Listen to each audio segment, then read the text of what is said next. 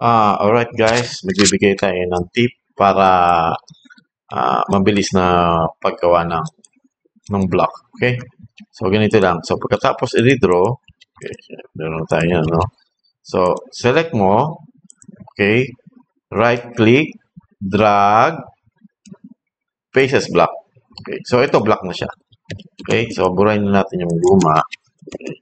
So, i-move natin ito. So, block na siya, okay?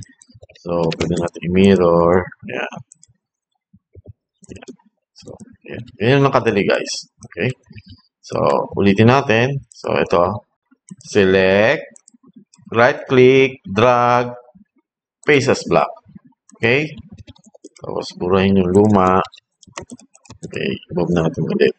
Okay. So, ayan, ha? Okay.